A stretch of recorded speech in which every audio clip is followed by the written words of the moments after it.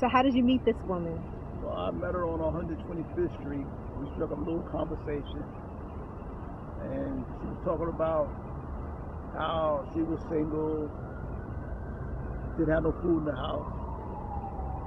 So after about, like for the third time, I took her to Path Mall.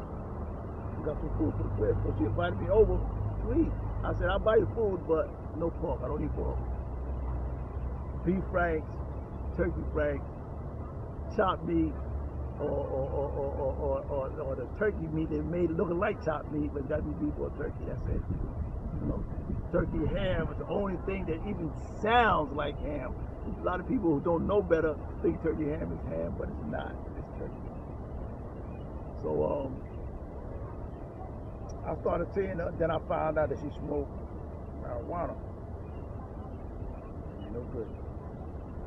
Cigarettes is bad enough. Marijuana, no good. I don't even think. Right, and you were still on parole at the time. Oh. So that was not a good look. Oh. Oh, I went by her house and she said, could you let me hold $5? What? Weed. I said, okay. So I gave her the $5. She took me over to the spot, bought the weed. I thought she was gonna wait. She lit up right in front of me, rolled up and lit up right in front of me. I said, oh man, I know what's gonna happen. That's what happened. When I went to report, tested positive for marijuana, and I don't even smoke. They gave me another test.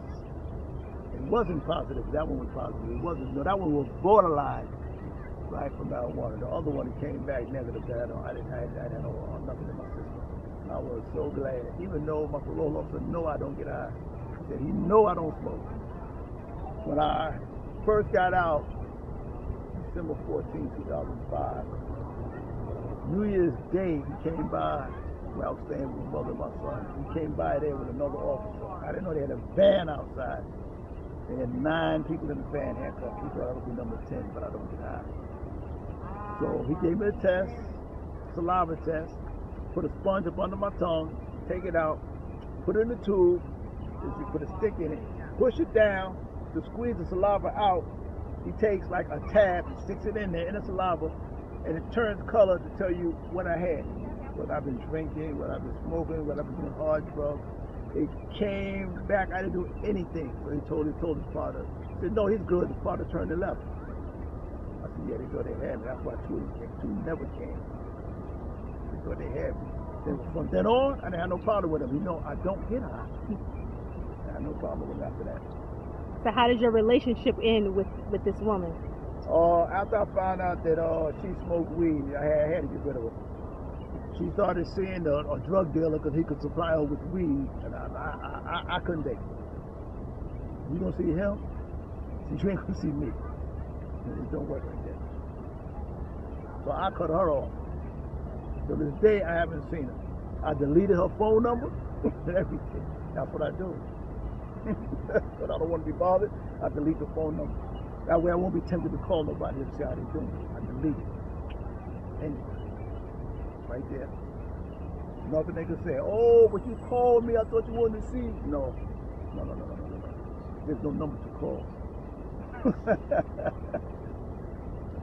Wow, that was the second one I deleted.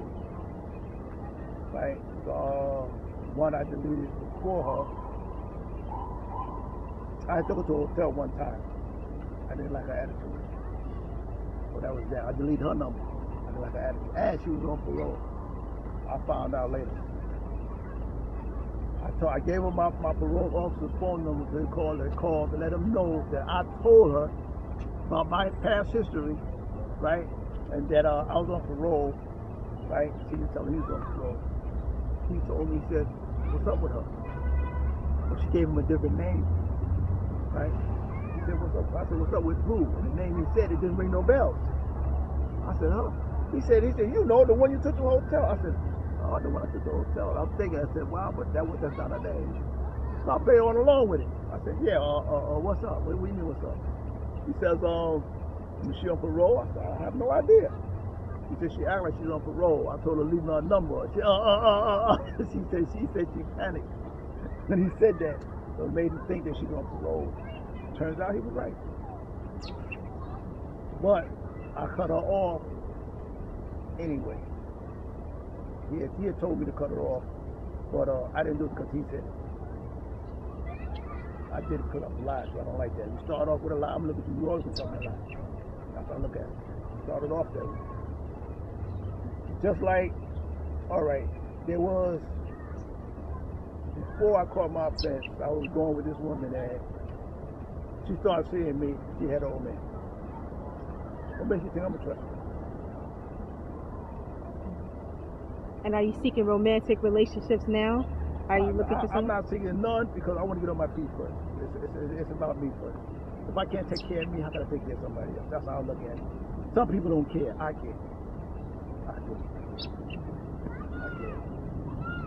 It's like, oh, well, you want to take me out? What am I saying? Oh, I ain't got the money to go out. Barely got money myself to go out. No, that's not a relationship. That's not a relationship. The person say what they want to. That's not a relationship.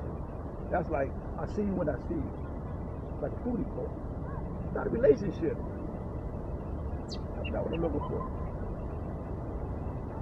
God be talking about, yo, yeah, I went to see my wife, and I heard a guy talk about me before. Oh, all he do is stay in. Yeah, you go see your wife, he go see his wife. Me and my wife broke up 31 years ago. Why do I talk about my wife? 31 years ago. She had 5 kids since then, or 4, whatever it is. Mm-hmm. So that's past history. Because once we through, we through.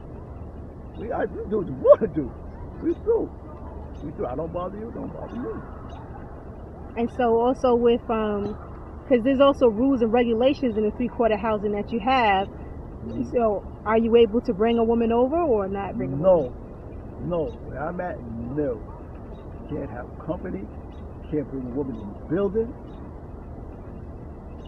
Guys be sneaking in the building and be getting busted. One guy did that and he was in a one-man room.